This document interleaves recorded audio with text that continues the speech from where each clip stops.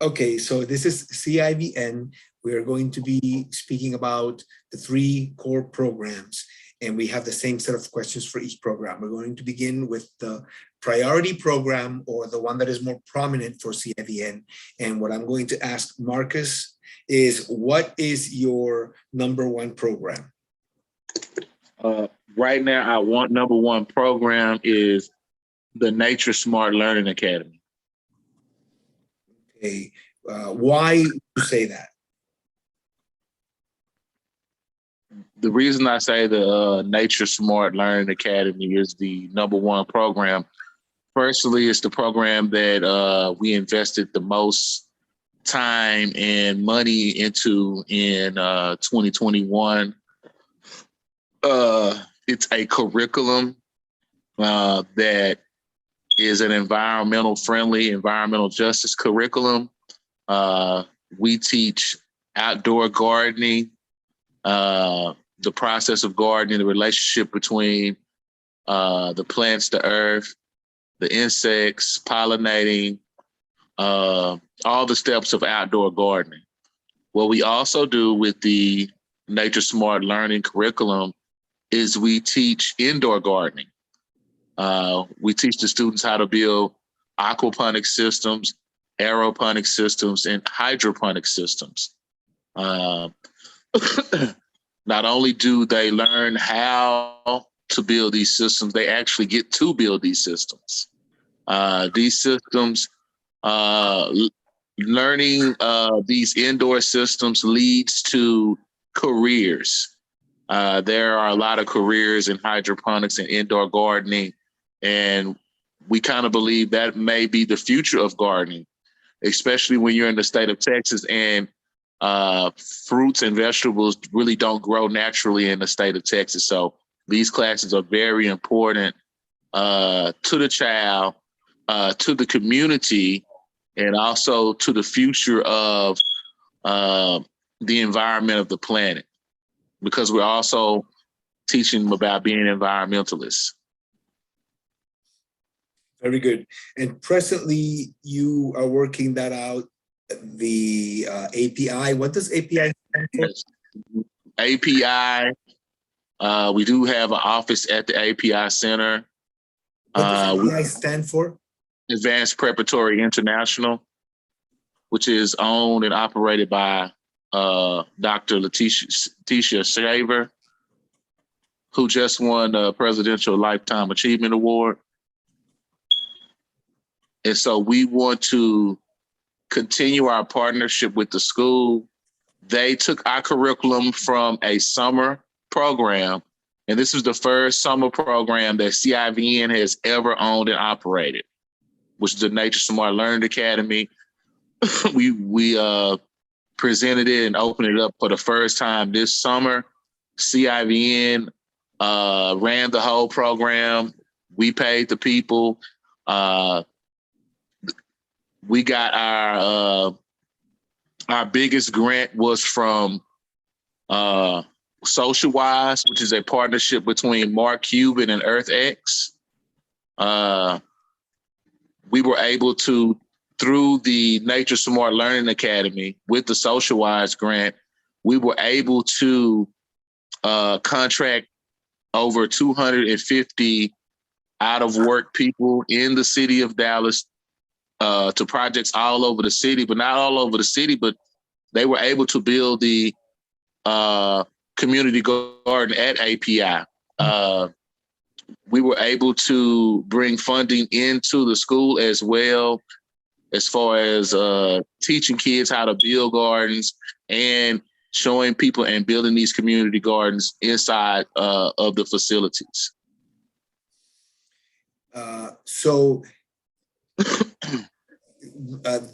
This began as a summer program, and what we're looking to do is to expand it into a year-round program with API.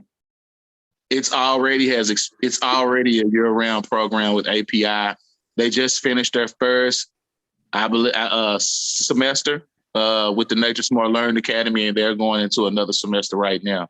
So it's already all year-round program that we're trying to get funding for.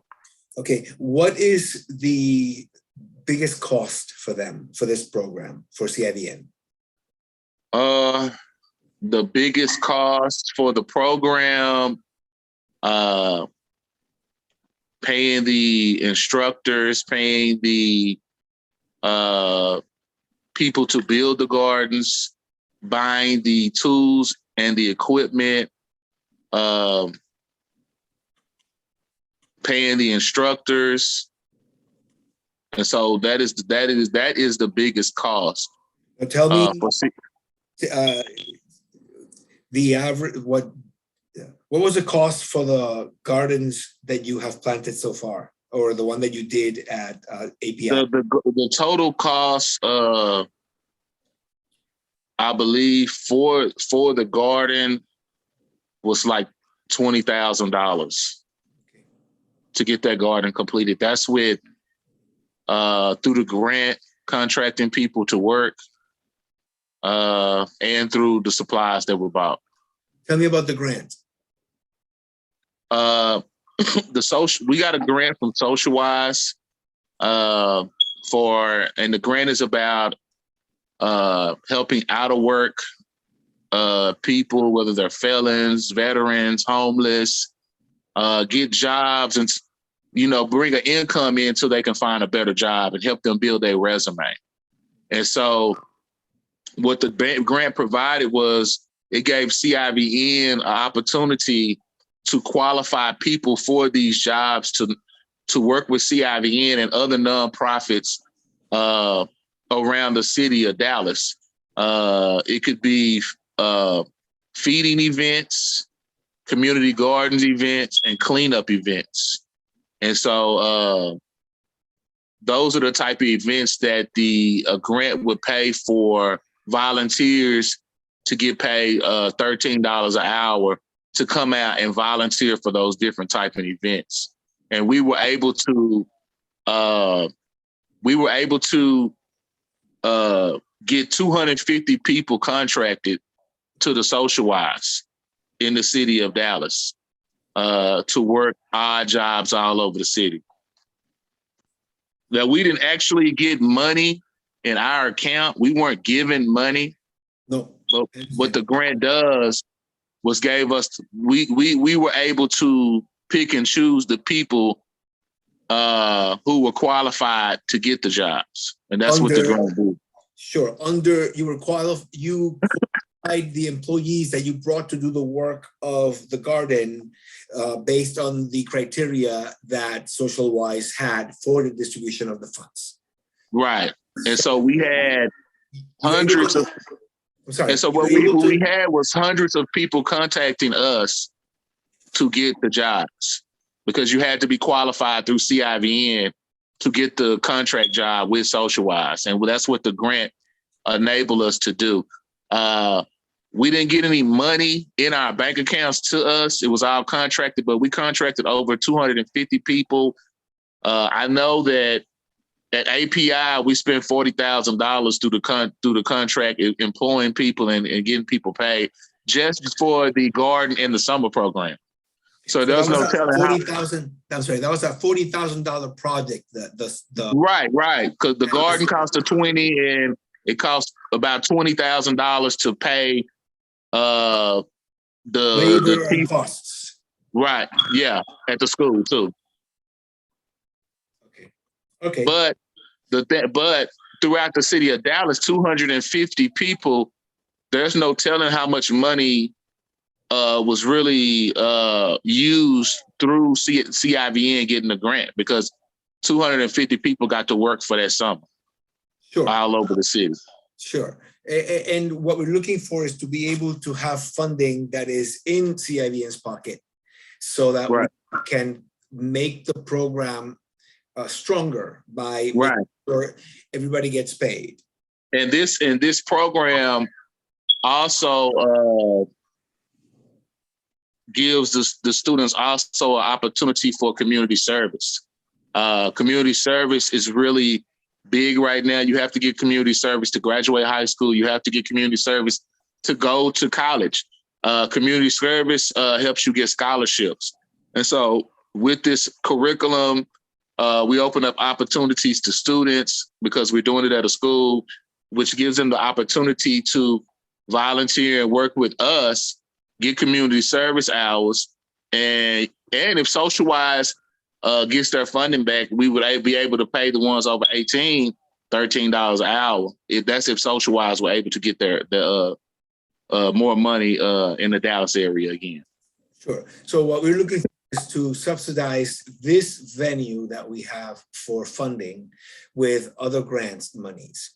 And right. We'll talk about the costs in the budget. Right. And we're also trying to get more room in the building to expand the advanced preparatory international and CIVN with the Nature Smart Learning Program to build bigger systems. Okay. All right. So I think I have enough there to have a really good chunk. Tell me about the second number 2 program for CIVN. The number 2 program right now would be the health fairs. And the reason I would say the health fairs was number 2 because the cost of the health fairs and the curriculum with the school, the money is very high. And, the health fairs might just be, a little bit under what we're paying for the schools right now. What does that mean? I believe that the cost for the advanced preparatory international and for the health fairs, those are the programs that are going to cost the most. Oh, I see. So I'm sorry, are you saying that this is the cost-wise? Right. Right now, the health fair costs us more because we spend more of our own money. I mean, not the health fair, but the Nature Smart. Yeah, it costs more because we spend more of our own money. The health fairs have been a lot of we've spent money, but it's a lot of donations. We only got to use SocialWise twice with the health fair though. The health fairs, the way that they're being run is you are facilitating them, and so you're saying we're going to be doing this. We need that, and then there's all these people, nurses. Tell me about that. Right. So we've been doing the health fair for about 1.5 years. The health fair is really what we did really was take our feeding program and turn it into a health fair. Because we still feed, we took everything we were doing with the feeding program and just added the health fair to it because of COVID-19. And so the health fairs are COVID-19 compliant. We educated people on COVID-19.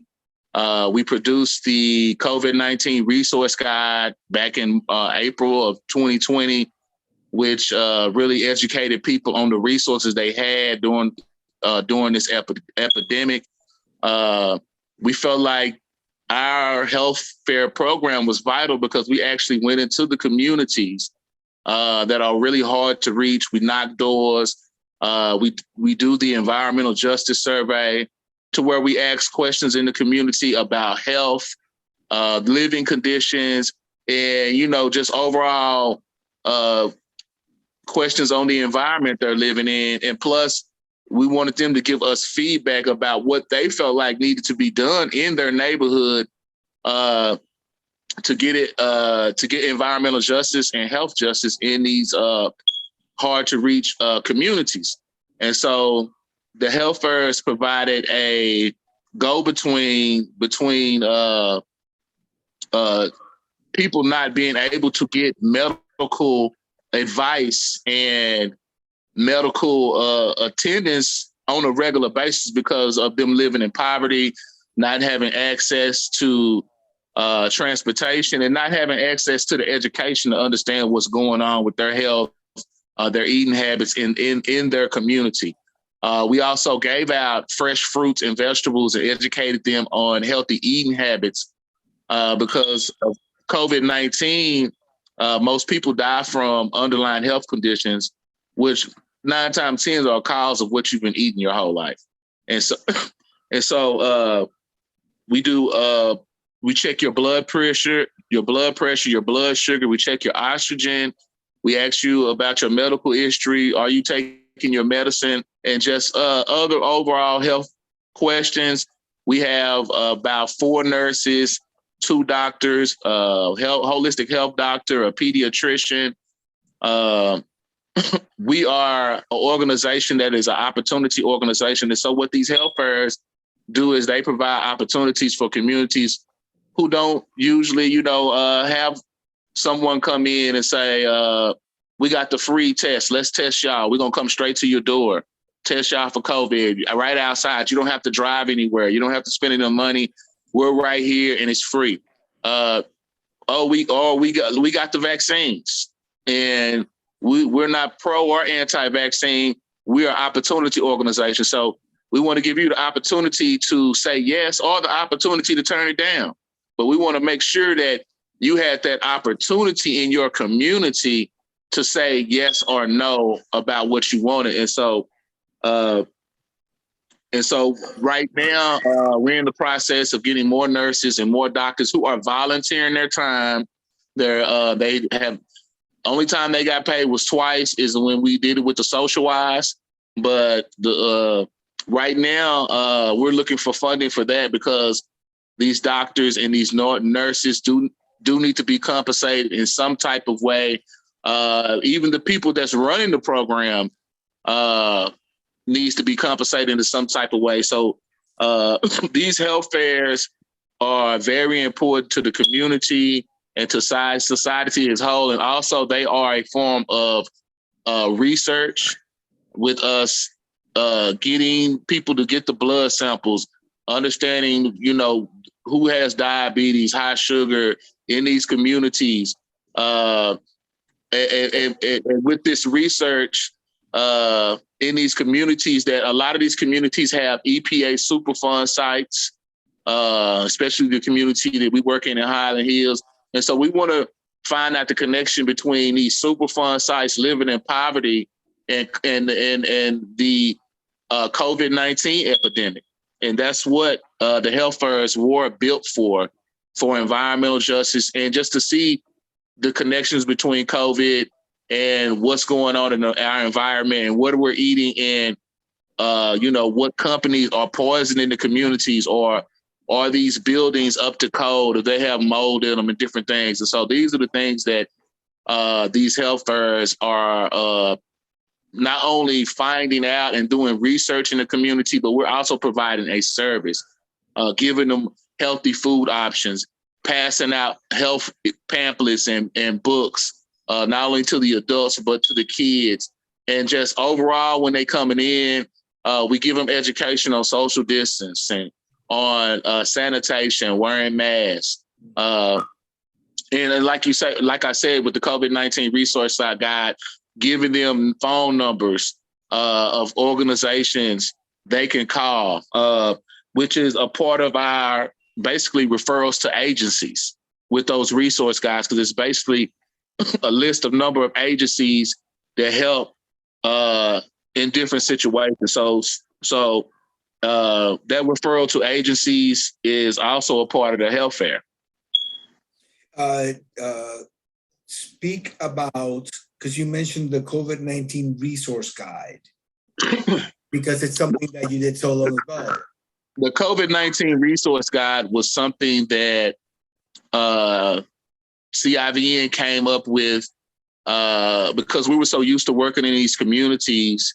And when the pandemic hit, we knew that in our communities, people didn't have real access to computers and TV and phones like in other communities. A lot of people just assume.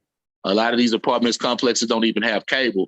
So what we thought is that we wanted to put together a resource guide that was real simple, real easy to read and to understand, had phone numbers on it and names of what we thought the things that people need, whether it was renter's assistance, whether it was where to go get tested at, where to get food help at, where to get any resources that was needed in the pandemic, whether things that people didn't even know about. And we partnered with Tony Rose and the Texas House of Representatives and District, I believe, 100 or 101. And the reason I decided to partner with them because during the beginning of the pandemic, everything was shut down. There were no stores open. And so, but I knew that the government was still open. And I asked her, I said, look, we don't have access to printer paper. And I know that you have, not only do you have access to these things, but you know about some programs that I might know about that you can put on the flyer so people can get access to these programs that the state had. The House of Representatives said they were with it. They wanted to do it. Gave it to their office. They put it together. Put the House of Representatives on there, CIVN on there. We was also partnering with the Poor People's Campaign at that time, and we started giving those flyers out. And I know for a fact that these resource guides really helped people in the beginning of the pandemic who were maybe uneducated and didn't have the resources to contact people. And these things back in front, it showed people how to get money, supplies, resources, COVID-19 tests, and it also gave them, and at the same time, we're educating people on the COVID policies, on social distancing, and just how to survive a pandemic while living in poverty. Thank you for that. There was something that I wanted to circle back to, but it's just that is just, what I just wanted to say is, looking back, then the work that you did with the COVID-19 resource guide to present it to the community, that was the groundbreaking for what now you have with the health fairs. Right. It was groundbreaking because we hadn't started the health fairs. It was still the food program. So we added the COVID-19 protocols and the resource guides to the food giveaways and to the book giveaways. And what that did was eventually we morphed that into health fairs. So we're gonna still give the books away. We're still gonna give the food away. We're still gonna give the COVID-19 resource guides away. We're still gonna do the environmental justice survey, but we're gonna add nurses and doctors to it, and so people can get their blood pressure checked, their blood sugar checked, they can get their oxygen levels checked, and they can talk to a doctor, just walk outside their door. They might not have the transportation or the insurance to do things like this. So we give them an opportunity that medically that they probably didn't have. Thank you. So yeah, from there, with that groundbreaking resource guide, it morphed into a health fair. Well, that part of that story also is that you worked with them directly and you explained to the office of the representative right. What was needed was something that was a presentation and language and convenience that right. the hardest to reach poorest neighborhoods have to have it a certain way in order for it to really reach them. Right. Because the reason I knew that, I had talked to, I don't know if it was the city of Dallas or something, and they were saying they were going to do this thing on the internet and send. And I was like, well, you know, these neighborhoods are really poor. A lot of people might not have phones or the internet. And so, we're going to have to go back to the basics, And so I feel like we need to put it on paper, very simple, a short paragraph for each one with phone numbers. It's telling them exactly what this service is and what it provides. Okay, very good. I think we have a lot of good material in there. I just want to get into the third one before the recording ends. What is number 3 program? The number 3 program is another solid program, which is the grant writing program, which we're going to morph into a curriculum, just like the nature smart learning. So we're big on educating, and we're big on sustainability. So what we feel like the grant writing / sponsorship / fundraising / finance class, our target is the neighborhoods that we work in. And what we want to do is educate people on how to ask for money and get sponsorship from billionaires, billionaire families, companies, governments, private funders. We want to give them that education with the grant writing class, but we also want to help them build their organizations. We don't want people to have organizations and they don't know how to get any money to suffice it except where they work their job. We want to make it sustainable. So the grant writing class supports the school. It supports the health fairs. And the reason that I say that it supports it, because through these classes, we're going to be educating people and educating ourselves at the same time on how to bring sustainability to our curriculums. So we'll be writing grants for the school, everything we do at the school, we'll be writing grants for. We'll be writing grants for the health fairs and everything we do with the health fairs. And we'll also be writing grants to keep the grant writing class going. So I think we did it for about a year and a half. Very excellent class. We got a lot of people to come into the class. We also, through that class, got a lot of people to donate, and we were able to do administrative work for different organizations through their donations by doing 501c3s, EINs, articles of incorporation, and we want to still keep that going. And so with this class, we need funding for it to make it bigger and better and make it more global, or at least, on a level from different states and different cities. And from what we've already done with this program, we already know it's going to be successful. It's a success.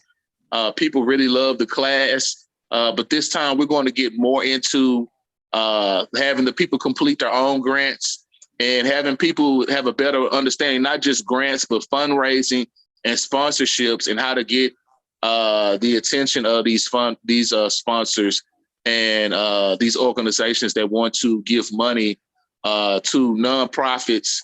And and with the class, you probably wouldn't have to have a nonprofit if we can teach you how to fundraise and get your own sponsorship from private funders. And so I think that's a big educational. It's online, it's on Zoom, so we have to pay for Zoom. We've been using volunteers, but we really need to build the administration on this as well and be able to pay people to do this. And this time we want to maybe make this a hybrid and start charging $500 for the class, which will make it a hybrid. And I'd possibly get Mary Ann involved because she does do the finance workshops. And so possibly get the Minnesota Institute involved in this class, and maybe do a couple of workshops with us, just educating the people on, how to ask money. Because when she did the workshop with the API, that's what her workshop was, about how to present yourself with business plans and ask people for money to invest in your dream and your ideals. And so all three of these programs work together and they come together.